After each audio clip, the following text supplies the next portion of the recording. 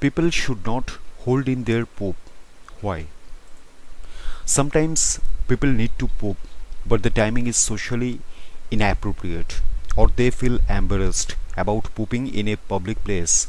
Although holding in poop on occasion is not harmful, people who have a habit of doing this may develop constipation or more severe complications.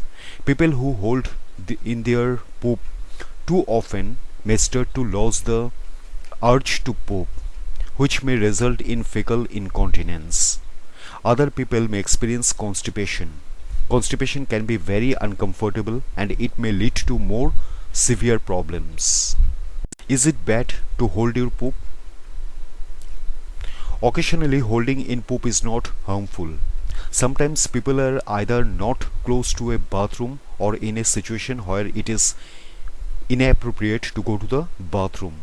Others are too shy or embarrassed to poop in a public place and prefer to wait until they get home.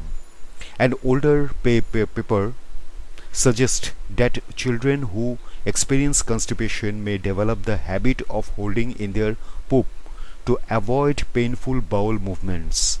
Some children may withhold their poop if they find toilet training too challenging.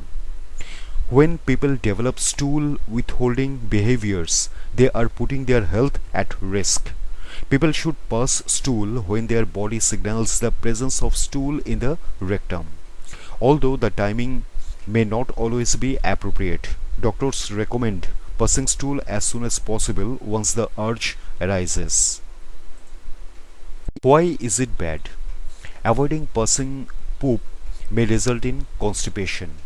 When this occurs, the lower intestine absorbs water from the stool that accumulates in the rectum.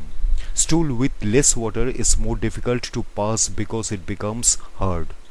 In more severe situations, this behavior can lead to incontinence or cause severe issues such as fecal impaction. When a hard dry mass of stool becomes stuck in the colon or rectum or gastrointestinal perforation, a hole in the wall of the gastrointestinal tract.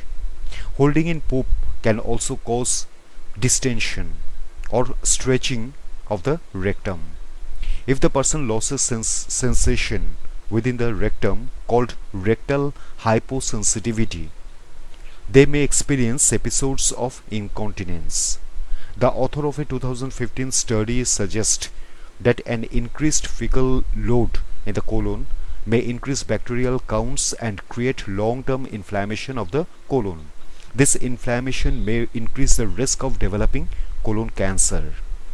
The findings of the research also suggest links between holding in poop and appendicitis and hemorrhoids.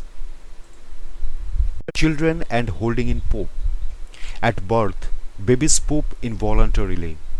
When a child begins toilet training, they learn to poop at a socially acceptable time and hold in their poop when necessary. An older study suggests that toilet training complications occur in about 2 to 3% of children. Some children may withhold their stool after experiencing constipation. The memory of painful bowel movements can lead to a refusal to poop.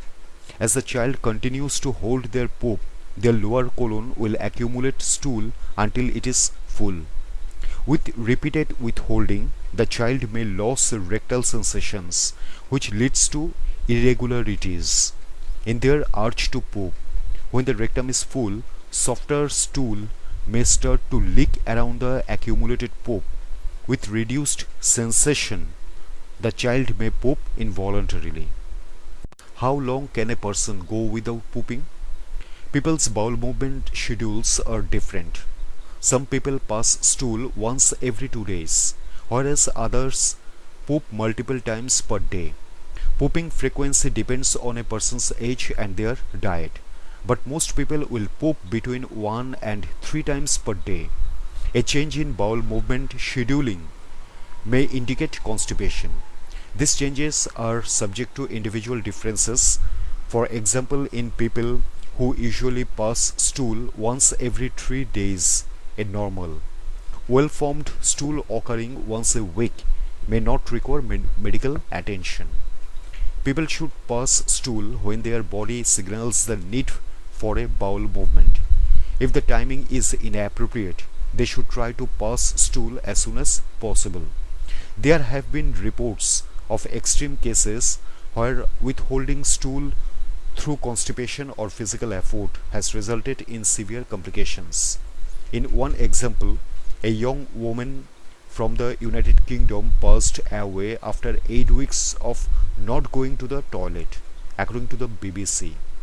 The stool caused her intestines to enlarge so significantly that they passed on her organs and led to a heart attack. In another example that featured in BMJ case reports, a man experienced paralysis in one leg and abdominal compartment syndrome, a potentially life-threatening condition resulting from increased pressure in the abdomen due to severe constipation. How to hold in poop? It is not advisable for a person to hold in their poop. However, if they find themselves in a situation in which it is inappropriate to poop, or they are unable to get to a restroom, they may be able to control the relevant muscles until it is an acceptable time to poop. People may be able to do the following to help hold it in until they can use a toilet. Relax the rectal wall.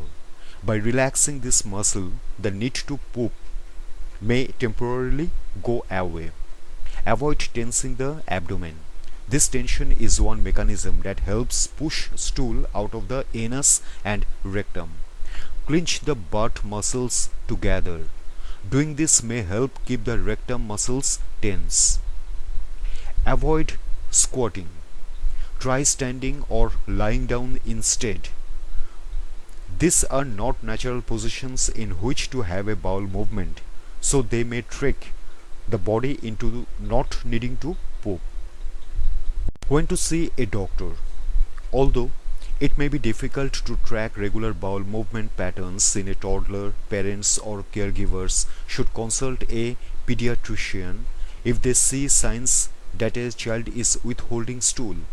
A pediatrician can help train them and the child on appropriate bathroom behaviors and habits. People experiencing constipation because they regularly hold their poop can consult a pharmacist for advice on how to prevent constipation. Pharmacist can recommend the most appropriate over-the-counter laxatives. Once a person loses rectal sensation, they need medical attention.